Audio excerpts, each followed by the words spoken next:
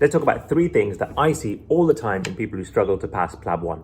So for those of you who are new here, welcome to the channel. I'm Dr. Arora from Arora Medical Education, and I've been training people for PLAB 1 and PLAB 2 and many of the medical exams for many years. And I've seen 3 key things that stand out to me when people come and tell me that they haven't managed to pass, or when I meet people who have been struggling for a number of years to get through this all-important exam. The first thing we're going to talk about is underestimation and not understanding the exam itself. The second thing we're going to talk about is having a one-track method of preparation. And the third thing we're going to talk about is a huge lack of belief.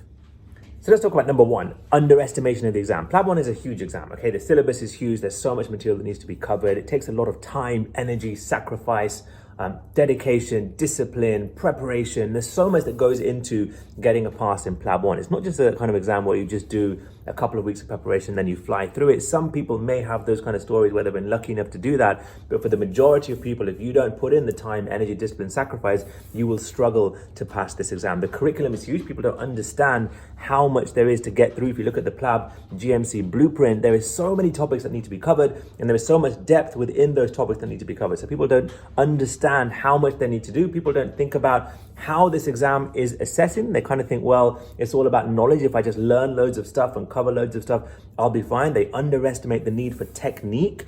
Yes, knowledge is one thing, but technique is another, and making sure that you're focused on both areas of preparation is super important. And people that I see struggle to pass usually tend to focus on the knowledge side. People just don't realize how much time, energy, sacrifice, and discipline is needed to pass this exam. For example, preparation is important, getting a plan in place, making sure you're checking off topics, making sure you have some kind of idea that if I start now, my exam is on this date, how do I cover all this material? I see this so much where people just kind of go one way, don't think about things enough, underestimate the exam, and ultimately don't understand the best way to prepare. The second thing I see all the time when people struggle with PLAB 1 is that they just have a one system or one method of preparation, i.e., let's just do as many questions as possible. Now, of course, there are many question banks out there, and people have their favorites and there are pros and cons of all of them. But basically, some people just think, well, if I just get a question bank and do thousands and thousands and thousands of questions, I will pass PLAB 1. Now, of course, a lot of people do this and they do get through it. But for the people who don't get through it, when you track back and look at their preparation, it was basically just a one-way system. Now, we talk a lot about a dual preparation system for PLAB 1. For any of you guys who have seen to our PLAB 1 webinars or done any of our PLAB 1 courses, you know we talk about 2 systems. Number 1, knowledge buildup. You have to do this. And number 2, technique and regular problem solving. Now, your technique and problem solving and your knowledge needs to be a dual tack approach. If you do one and not focus on the other, you'll have a decent chance of passing because you'll cover lots of things, but you'll have gaps, and those gaps can lead to you struggling to pass the overall exam. So what do I mean by the dual preparation system? Number 1, yes, you need to do regular questions because your brain needs to be regular problem solving, and you need to focus on the technique side of it, because if you don't get your technique right, you can know all of your knowledge, but you're constantly getting the same things wrong because you're interpreting questions in a wrong way, for example, or you're missing out certain words that change the whole question. So you have to do regular problem solving, regular question practice. Of course, that is important. But the second thing that's really important is knowledge boost. You have to have a system where you are going through the curriculum and making sure you are building knowledge, because if you just rely on questions alone, even if you do 10,000 questions, there are going to be gaps in the curriculum that question banks can't cover. Now, there are some super question banks out there, but they cannot cover every single thing in the GMC PLAB blueprint curriculum. So if you do every question, you'll walk into that exam and you'll get something that surprises you.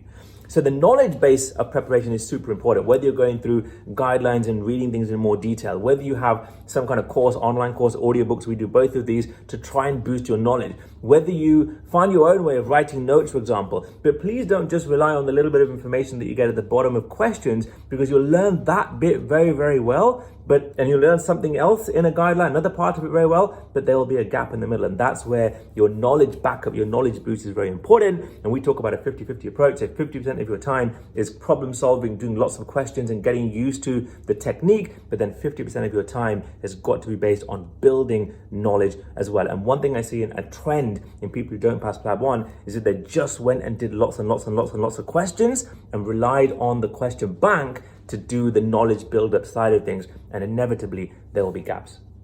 And the third thing I'm going to talk about, and probably the most important thing when it comes to PLAB 1, is all up here, the belief, the mindset. So many people who struggle to pass PLAB 1 don't actually believe that they're going to pass PLAB 1. So they've almost told themselves in the beginning that, look, PLAB 1 is a tough exam, there's so much material to cover. So-and-so friend was really good and they didn't manage to pass.